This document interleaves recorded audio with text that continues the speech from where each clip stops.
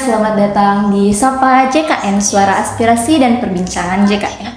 Jadi merupakan sarana informasi tentang JKN dari KC Watangpone. Nah, pada hari ini kita akan membahas alur pelayanan berobat pada peserta JKN. Nah, mungkin dari banyak peserta JKN yang nonton live ini masih mempertanyakan nih bagaimana sih alur pelayanan berobat di Vaskes yang bekerja sama dengan BPJS Kesehatan. Nah, untuk mengetahui hal itu lebih mendalam, kita telah bersama narasumber yang luar biasa bersama Kak Santi. Halo Kak. Nah, Kak Santi akan membahas mungkin alur pelayanan berobatnya Kak di FKTP maupun di FKTL. Nah, apa saja sih Kak alur pelayanan berobat dulu di FKTP mungkin terlebih dahulu, bagaimana tuh Kak? Ya, baik. Jadi kita sebagai peserta JKN tentu saja pasti membutuhkan layanan kesehatan. Untuk layanan kesehatan yang saat ini tersedia itu adalah layanan kesehatan di fasilitas tingkat pertama dan fasilitas kesehatan tingkat lanjutan. Khusus untuk fasilitas kesehatan tingkat pertama itu ada beberapa jenis, seperti layanan di puskesmas, kemudian klinik Pratama, kemudian rumah sakit Pratama, kemudian tempat praktek dokter, kemudian tempat praktek dokter gigi. Nah, di situ untuk layanan fasilitas kesehatan tingkat pertama itu sifatnya itu non spesialistik, itu berfokus pada kegiatan promotif dan preventif. Untuk alur pelayanannya sendiri itu sebenarnya tidak sulit ketika kita mengikuti prosedurnya. Jadi yang pasti untuk pelayanan di fasilitas kesehatan tingkat pertama itu pesertanya harus terdaftar aktif sebagai peserta JKN. Nah, kemudian ketika peserta ingin mengakses pelayanan kesehatan itu tentunya harus membawa identitas. Tahu nggak identitas yang perlu dibawa ke KTP ya berarti Kak, KTP. Jadi peserta itu harus membawa identitasnya berupa NIK. Kalau sekarang kan semua peserta JKN itu sudah mempunyai fasilitas. Nah, itu mobile JKN. Jadi sebenarnya di mobile JKN itu sebenarnya sudah tersedia lengkap, sudah ada kartunya, kemudian bisa melakukan pengambilan antrean online. Ya seperti itu. Kemudian tadi alurnya ya. Nah, Alurnya, kalau tadi pesertanya sudah aktif terdaftar, peserta bisa mengakses antrian sendiri itu bisa dilakukan melalui aplikasi mobile JKN.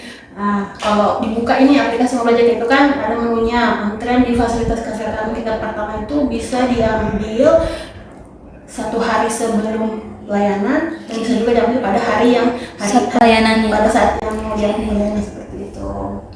Seperti itu, Tri. Berarti memudahkan ya Kak, pengambilan antrian online itu dapat dilakukan lewat aplikasi mobile JKN ya Kak.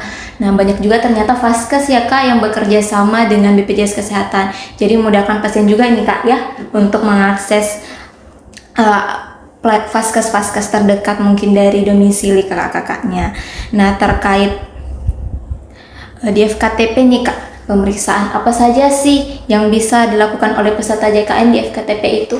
Iya, jadi untuk FKTP, fasilitas kesehatan tingkat pertama seperti yang disampaikan di awal, itu sifatnya pelayanan bersifat promotif dan preventif. Artinya berfokus pada upaya untuk meningkatkan kesehatan dan mencegah penyakit.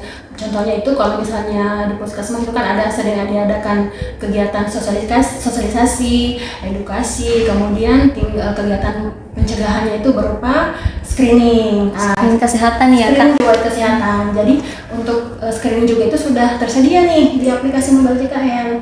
Boleh nih teman-teman sekalian kalau yang belum pernah melakukan screening boleh dicek-cek aplikasi mobile JKN-nya.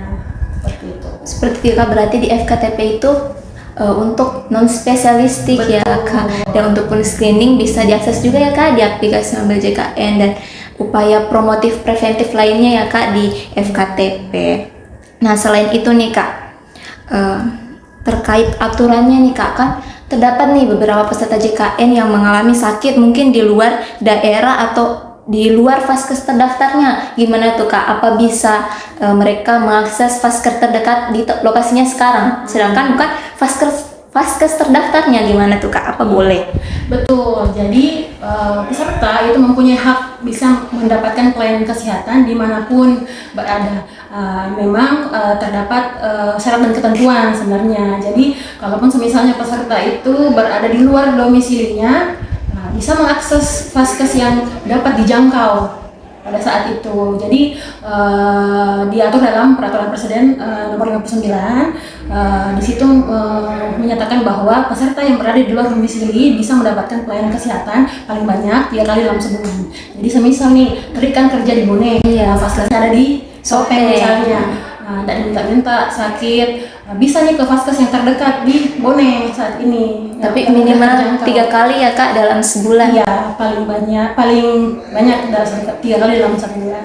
Nah, gimana tuh Kak? Tadi kan membahas vaskes terdaftarnya nih. Kan saya domisilinya di Sopeng tuh Kak. Apa boleh saya memindahkan nih vaskesnya di tempat saya kerja sekarang nih di Bone, sedangkan domisili saya tetap di Sopeng? Apa boleh tuh Kak? Sebaiknya boleh dipindahkan. Berarti bukan berdasarkan domisili ya Kak? Betul, intensitas Tri selama kerja kan lebih dominan banyak di Bone. Iya, betul. Jadi ketika Tri mengalami misalnya sakit atau ada gangguan kesehatan, Tri boleh mengakses dekat dengan atau yang mudah dijangkau dari tempat kerja. Seperti itu ya Kak, berarti tidak berdasarkan domisili ya Kak untuk pemilihan vaskes terdaftarnya, tapi mungkin berdasarkan lokasinya ya yang mudah diakses begitu ya Kak. Nah di FKTP mungkin kembali nih Kak, kan ada namanya rujukan ya untuk pemeriksaan kesehatan berjenjang. Nah gimana tuh Kak pemeriksaan kesehatan berjenjang itu maksudnya gimana? Jadi rujukan berjenjang mungkin. Iya, rujukan berjenjang. Setelah peserta mengakses fasilitas kesehatan tingkat pertama dan membutuhkan layanan spesialistik, maka dokter di FKTP bisa memberikan rujukan ke fasilitas kesehatan tingkat lanjut. Dalam hal ini memang tidak serta-merta langsung ke rumah sakit yang diinginkan oleh pasien. Tetapi melihat dari segi sarana dan prasarana yang tersedia pada satu vaskes. Jadi misalnya kalau di Bone kan ada beberapa rumah sakit, tingkatannya juga berbeda-beda, ada tipe C, tipe D, dan tipe B. Jadi di FKTP itu dokter di FKTP itu tidak langsung merujuk sebaiknya ya, tidak langsung merujuk dengan permintaan pasien, tapi melihat apakah ada sarana yang tersedia yang dibutuhkan oleh pasien saat itu. Iya, jadi tidak menutup kemungkinan bahwa ini bisa langsung, ini pasien sarana ini tidak terdapat di rumah sakit ini, tapi ada di rumah sakit ini. Jadi seperti itu sebenarnya sih mekanisme rujukan berjenjang. Seperti itu Kak, berarti ambil rujukan dulu ya Kak di FKTP terdaftarnya mungkin. Tapi bahasanya bukan mengambil rujukan. Jadi peserta berobat dulu, dicek dulu kesehatannya di FKTP. Jika membutuhkan pelayanan spesialistik, baru dikeluarkanlah surat rujukannya untuk ke FKTP ya Kak, FKRTL yang sesuai ya dengan diagnosisnya, sesuai dengan kebutuhan sarana yang dibutuhkan pasien itu. Oke. Berarti nggak benar ya Kak itu permintaan rujukan atas permintaan sendiri, yang APS itu nggak boleh ya Kak? Iya, jadi dalam hal pelayanan kesehatan yang di luar daripada prosedur ini boleh dicek lagi di Permen Kes 59-nya, itu ada hal-hal yang dijamin dan hal-hal yang tidak dijamin. Jadi seperti APS ataupun pelayanan atas permintaan sendiri pasien itu dianggap sebagai layanan non prosedur, itu tidak dijamin. Jadi sebaiknya ketika membutuhkan layanan spesialistik silakan dulu konsultasi ke dokternya butuh apa di FKTP. Berarti seperti itu ya Kakak, tidak benar ya yang adanya APS itu. Nah selain itu nih Kak, tadi kan membahas FKTP. Nah di FKRTL itu seperti apa saja Kak kalau alur pelayanan berobatnya di FKRTL? FKRTL, jadi fasilitas kesehatan rujukan tingkat lanjutan FKRTL. Nah, jadi vaskes yang di atas dari layanan pertama itu seperti jenisnya rumah sakit, klinik utama. Jadi layanan ini tersedia untuk pelayanan spesialistik. Jadi di dalamnya itu terdapat jenis spesialistik maupun subspesialistik. Artinya peserta yang membutuhkan layanan itu silakan dirujuk ke rumah sakit atau klinik yang mempunyai sarana tersebut. Seperti itu ya Kak. Nah kalau dalam kondisi gawat darurat nih Kak, Apa saja sih Kak kriteria kondisi gawat darurat yang mungkin bisa ya dijamin di FKRT itu seperti apa Kak? Baik, kalau untuk kondisi kegawat daruratan, artinya kita tinjau kembali dulu pengertian gawat darurat. Jadi yang namanya kondisi gawat darurat itu ini mengancam nyawa, kemudian membutuhkan pelayanan segera, dan terdapat kelainan hemodinamik itu sebenarnya ditentukan oleh dokter di rumah sakit atau fasilitas kesehatan. Jadi ketika pasien mendapatkan kondisi salah satu dari itu atau lebih daripada satu dari kondisi yang kita sebutkan tadi itu bisa dibawa ke vaskes terdekat.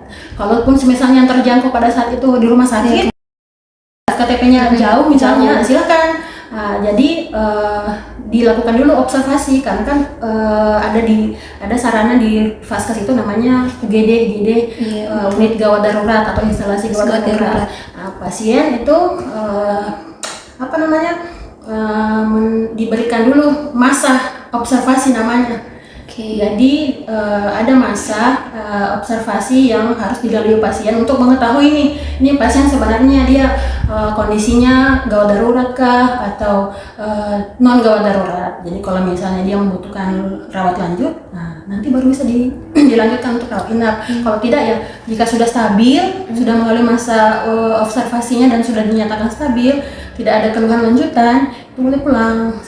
Jadi tidak ada maksudnya kalau tidak boleh sakit nih, tidak boleh langsung ke rumah sakit. Iya betul. Tidak seperti itu. Silahkan ke fasilitas terdekat dulu yang terjangkau pada saat itu. Nanti dokter yang menilai kriteria gawat daruratnya di sana. Seperti itu ya Kak, berarti nggak benar ya Kak ada penolakan pasien pada saat kondisi gawat darurat. Nggak boleh. Iya, nggak boleh ya Kak.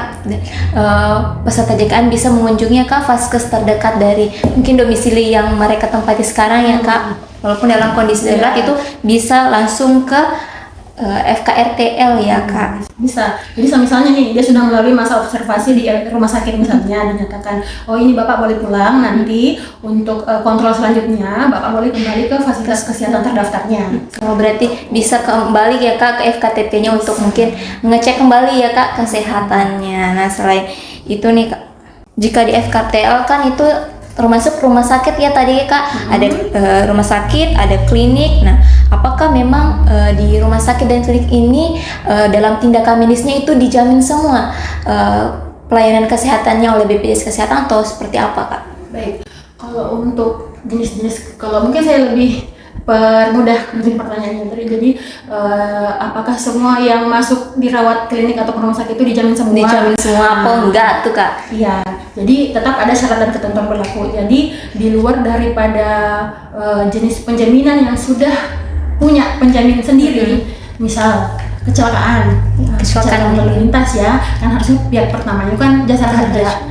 Namun setelah ada dokumen pendukung, semisal laporan polisi yang menyatakan bahwa misal kecelakaan tunggal, nah itu baru dilimpahkan ke penjamin kedua yaitu BPJS Kesehatan. Kedua, kecelakaan kerja. Kecelakaan kerja setelah dipastikan ini penerima upah dan mempunyai kepesertaan tenaga kerjaan, dijamin oleh pihak BPJS Ketenagakerjaan. Kemudian di luar daripada itu, sesuai dengan Perpres yang 59 tadi, itu bisa dijamin oleh JKN, mendapatkan benefit dari JKN. Berarti mungkin dari segala banyaknya pelayanan kesehatan lebih banyak ya Kak ditanggung di BPJS Kesehatan dibanding yang lain. Dan walaupun mungkin nggak ditanggung pertama ya Kak sama BPJS Kesehatan, ada penjamin utamanya ya Kak yang pertama. Jadi tetap harus lebih dicek dulu dari kita. Jadi mungkin mohon bantuan teman-teman fasilitas kesehatan, jadi lebih menggali lagi informasi dari pasien-pasien yang diberikan layanan. Jadi tidak semerta-merta harus masuk tapi tetap kita gali kronologinya apa, penyebabnya apa, supaya bisa lebih memaksimalkan sebenarnya siapa penjaminnya. Nah, seperti itu. Nah seperti itu ya Kak, berarti tetap ya Kak, tetap ada penjamin awalnya. Dan dari banyaknya mungkin pelayanan tetap BPJS Kesehatan ya Kak, banyak juga yang menjaminnya. Selain itu mungkin ada beberapa diagnosa ya Kak, mungkin yang kayak tadi kecelakaan kerja, kecelakaan lalu lintas, mungkin ada penjamin awalnya ya Kak. Nah, membahas tadi FKRTL nih Kak, sebenarnya hal yang paling penting tuh apa saja sih Kak yang harus dibawa oleh peserta JKN sebenarnya untuk berobat? Tadi kan Kak Santi bilang itu dia harus membawa NIK. Nah, apa hanya NIK-nya yang hanya KTP atau kartu keluarga saja yang dibawa, baik itu di FKTP maupun di FKTL saat berobat? Iya, jadi untuk mendapatkan pelayanan kesehatan di FKTP, untuk misalnya peserta baru nih, baru datang, cukup membawa identitas saja, baik itu berupa KTP, KIS, kartu JKN mungkin, via mobil JKN-nya juga. Karena kan kalau harus didaftarkan dulu melalui sistem rekam medis dari fasilitas kesehatan. Kalau bisa sudah terdaftar, lebih enak nih, cukup menggunakan mobil JKN, sistem mengambil antrian online dari rumah, menentukan kapan dia mau berobat. Kemudian kalau untuk pelayanan di FKTL tingkat lanjut, tentunya harus membawa dokumen pendukung rujukan misalnya. Jadi kalau peserta yang mau mengakses fasilitas kesehatan tingkat lanjut harus membawa rujukan dari dokter FKTP terdaftarnya. Nah, membahas tadi surat rujukan ya Kak. Surat rujukan itu katanya ada jangka waktunya. Gimana tuh Kak? Jangka waktu seperti apa itu Kak dalam surat rujukan itu? Iya, untuk surat rujukan sendiri itu sejak terbitnya memang berlaku 90 hari sejak penerbitan ya. Berlaku 90 hari sejak penerbitan. Akan tetapi rujukan itu digunakannya hanya sekali. Hanya sekali pada saat jadi berobat di FKTL. Dirujuk dari puskesmas, itu sebenarnya berlaku 90 hari. Jadi misalnya dirujuk September, baru menggunakan di Oktober, itu sebenarnya masih berlaku. Akan tetapi ketika setelah digunakan, rujukan itu tidak berlaku. Seperti itu ya. Jadi misalnya tadi sudah menggunakannya di poli internal misalnya, rujukan itu tidak berlaku. Nah, nanti semisal setelah berobat di poli, dokter menyatakan, oh iya masih butuh kontrol lagi misalnya. Nanti dokter mau menerbitkan semacam surat keterangan kontrol ulang. Oh, gitu ya Kak. Iya, nanti dijadwalkanlah tanggal berapa. Nah, gimana tuh Kak? Kan kadang pasien tuh kan sudah keluar nih Kak surat kontrolnya, sudah keluar tanggal kontrol mungkin hari Senin tanggal sekian, tapi pasien tidak datang tuh Kak di saat itu.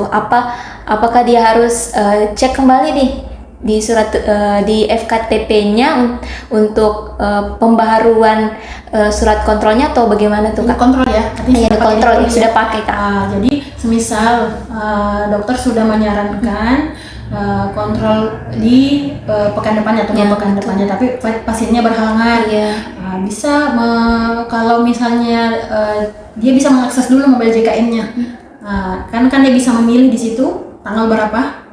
Nah, misalnya hari ini poli, kemudian 7 hari ke depan dia dijadwalkan untuk kontrol lagi. Jadi di mobil JKN sebenarnya sudah bisa dijadwalkan lagi. Kalaupun misalnya dia mau batalkan, dia bisa membatalkan saja itu, nanti menghubungi petugas admisi atau menghubungi petugas BPJS 1 yang sudah terpasang di fasilitas kesehatan itu. Oh, berarti bisa ya Kak lewat mobil JKN untuk membatalkan mungkin bertemu sama dokternya kembali untuk pemeriksaan kembali mungkin di pertemuan selanjutnya ya Kak.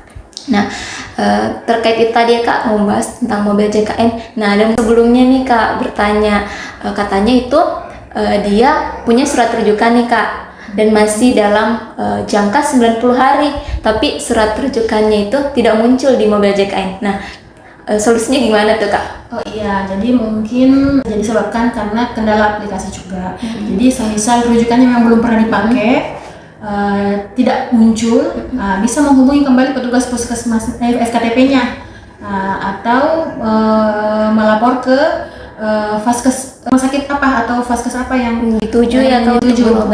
Jangan sampai memang dia lupa pernah sudah mengambil antrian tapi terlupa seperti itu, karena sebenarnya sih sekarang kan sudah bisa online ya.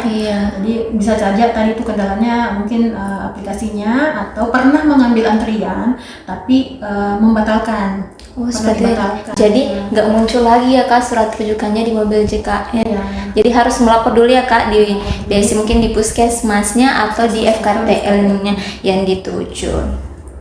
Nah, membahas lagi nih Kak FKRTL tadi, kan ada tadi beberapa kriteria peserta yang mungkin dalam kondisi gawat darurat dan harus diobservasi dulu ya Kak untuk bagaimana diagnosis selanjutnya, apakah dirawat inap atau dalam kondisi yang baik dan harus pulang. Nah, dalam membahas lagi nih Kak soal rawat inap.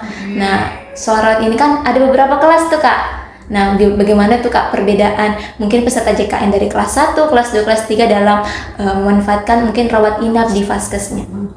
Jadi untuk saat ini memang kita masih mempunyai sistem kelas ya sesuai dengan kemampuan peserta. Jadi klasifikasi kelas ini sebenarnya yang membedakan hanya sarana pada saat dia mendapatkan rawat inap. Untuk peserta yang terdaftar dengan hak kelas 1, ketika dia mendapat rawat inap di layanan tingkat lanjut, itu sarana tempat tidur yang tersedia di situ paling banyak itu 2 tempat tidur. Kalau kelas 2 itu paling banyak 4 tempat tidur. Kelas 3 6 tempat tidur, itu paling banyak.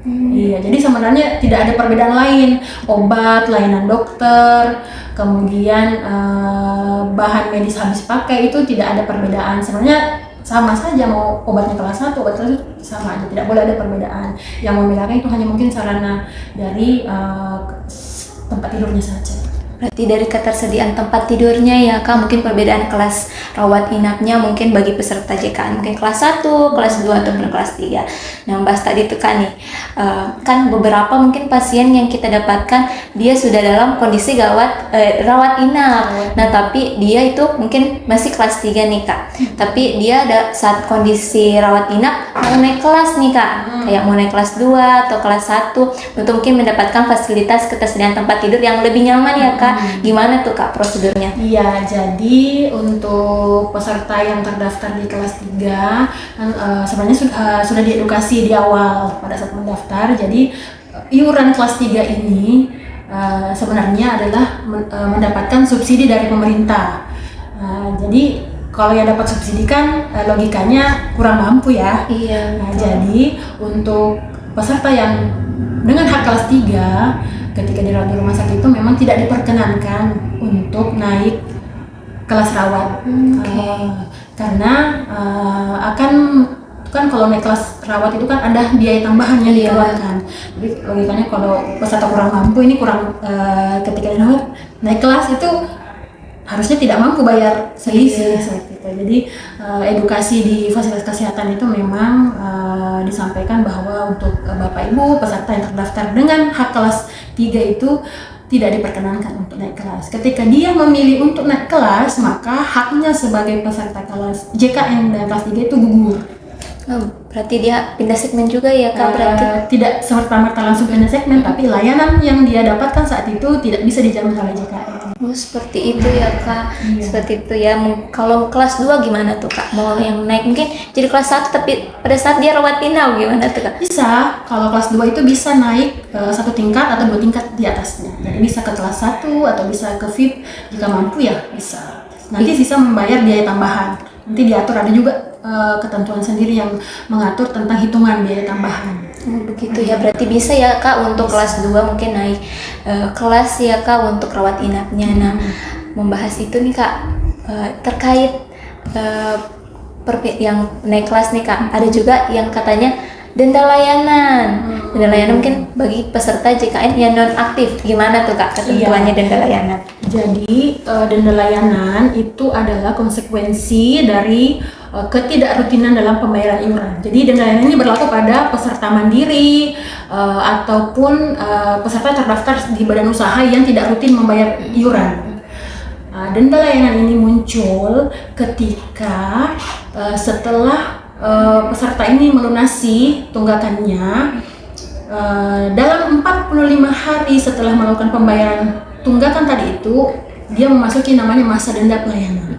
Di dalam masa 45 hari itu mendapat lagi rawat inap di rumah sakit, nah itu dia mendapatkan denda layanan. Tapi kalau misalnya dia tidak mendapatkan rawat inap dalam masa 45 hari itu berarti nggak ada ya Kak denda layanan. Berarti kalau memang pas masa 45 hari itu, kemudian dia dirawat di rumah sakit atau FKRTL-nya, berarti dia kena denda layanan ya Kak. Aturannya itu 5% ya Kak. Ya, jadi untuk denda layanan sendiri, regulasi terkini yaitu besarannya adalah 5% dari tarif inasi biji sesuai dengan diagnosa rawat dari diagnosa dan prosedur yang didapatkan di rumah sakit, kemudian dikalikan dengan jumlah bulan tunggakan.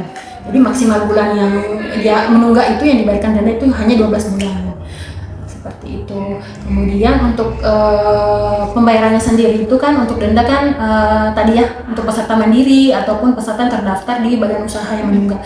Jadi kalau misalnya ada teman-teman terdaftar di badan usaha kena denda, itu seharusnya bukan pesertanya yang bayar tapi badan usahanya ya pemberi Kak. kerjanya. Pemberi kerjanya. Pemberi kerjanya yang wajib membayarkan denda layanan. Berarti emang sebelum mungkin ya Kak, mungkin peserta JKN dirawat inap memang sangat penting ya Kak untuk pemeriksaan apakah kepesertaannya aktif atau tidak.